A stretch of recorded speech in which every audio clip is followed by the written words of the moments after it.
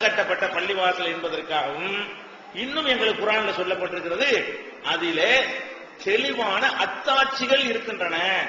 ஒரு அதிசயம் இருந்தா எல்லாரும் போய் பார்க்கணுமா இல்லையா? ஒரு இடத்துல ஒரு அற்புதம் நிகழ்ந்து கொண்டு இருந்தால் அதை போய் எல்லாரும் பார்த்தோம்னா அந்த கடவுள் நம்பிக்கை அதிகரிக்குமா இல்லையா?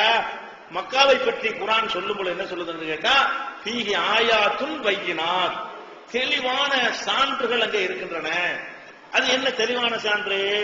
ஏதோ கதையில சொல்ற மாதிரி சான்று இல்லை. செத்து போனால உசுராக்குனாரு அந்த மாதிரி சான்று கிடையாது.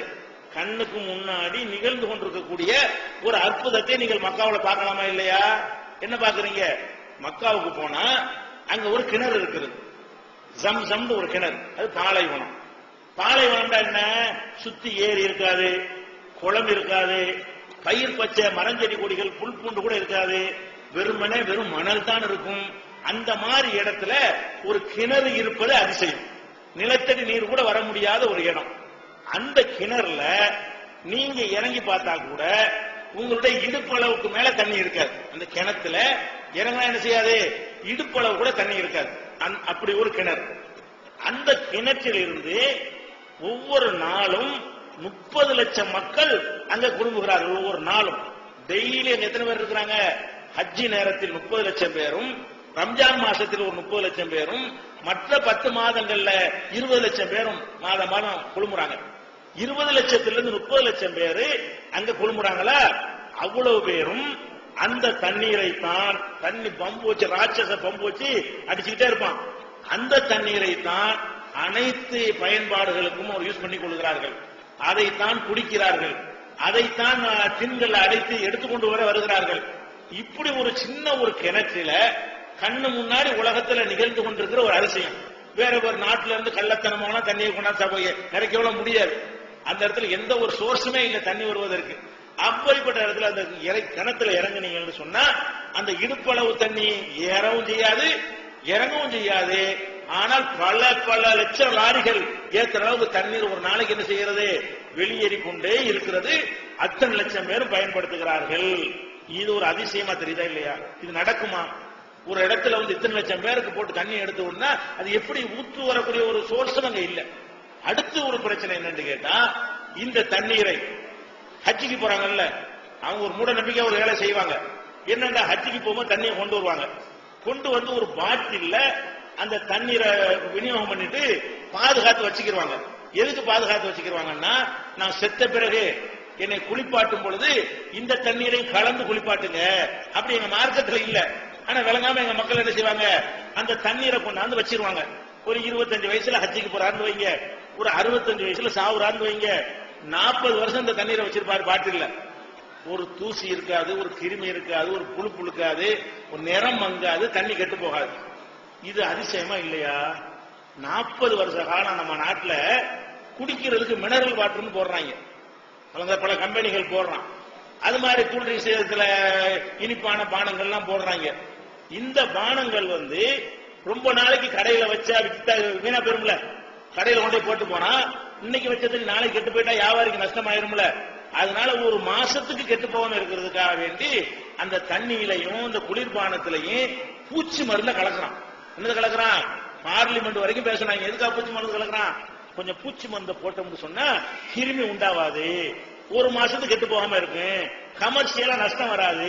ஒரு கடையில தண்ணி இறக்கிட்டு போனோம்னா நாளைக்கு விற்கும் சொல்ல முடியுமா? நாளைக்கு விற்காது. ஒரு 10 பெட்டி இறக்கினான்னு சொன்னா ஒரு மாசத்துக்கு இருந்தா தான் என்ன செய்யும்? அது ஓரளவுக்கு அவனுக்கு கட்டுப்படி ஆகும். அதுக்காக என்ன பண்றான்? நம்ம உயிரோட விளையாடுறதுக்காக வேண்டி பூச்சி மருந்தை கலக்குறான். ஒரு மாசம் கழிச்சு போச்சுன்னு வைங்க, பூச்சி மருந்து வீரியம் இழந்துரும். ஒரு மாசம் தான் தாக்கு பிடிக்கும். அப்புறம் பார்த்தா புழு நிலையும் கரப்பான எல்லாமே என்ன செஞ்சிடும்? அது குடிப்பதற்கு ஏற்ற தகுதி இழந்து விடும். இவ்வளவு மினரல் பண்ணி, சுத்தம் பண்ணி, ரசாயனங்கள்லாம் போட்டு, குளோரின் எல்லாம் போட்டு, என்னென்னலாம் செஞ்சு அப்படி சுத்திகரிக்கப்பட்ட ஒரு தண்ணீர் என்ன செய்ய மாட்டேங்குது? ஒரு மாசத்துக்கு பூச்சி மருந்து போட்டும் தாக்கு பிடிக்கல. எந்த மருந்தும் போடப்படாத ஒரு தண்ணீர் 40 வருஷம், 30 வருஷம், 25 வருஷம்.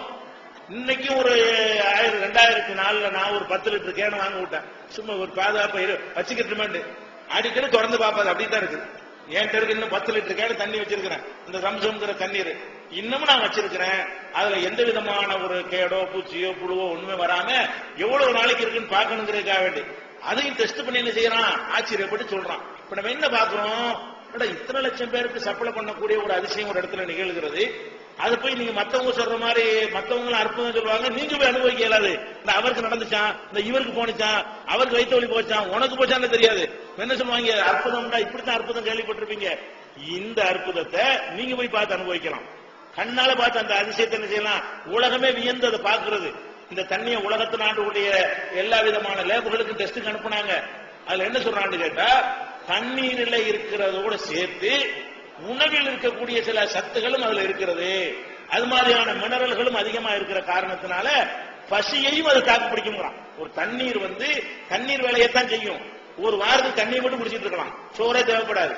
அந்த ஆற்றலும் அதுக்குள்ள இருக்குங்கிற அளவுக்கு. எப்படின்னா இது ஒரு கடவுளுடைய ஆற்றலால் முதல்ல கட்டப்பட்ட பள்ளிவாசல். அந்த இடத்துக்கு அத்தாட்சியாக ஒரு நீரூற்று பக்கத்தில் இருந்து கொண்டிருக்கிறது. அது இன்னைக்கு வரைக்கும் 30 லட்சம் 40 லட்சம் பேர் என்ன செய்யலாம், பல வருடங்களாக 1400 வருஷங்களாக இல்ல, அதற்கு முந்தைய ஆபிரகாம் காலத்தில் இருந்த பல ஆயிரம் ஆண்டுகளாக அந்த தண்ணி வத்தாம இருக்கு. இத்தனை 1000 வருஷம் வத்தாம இருக்குமா?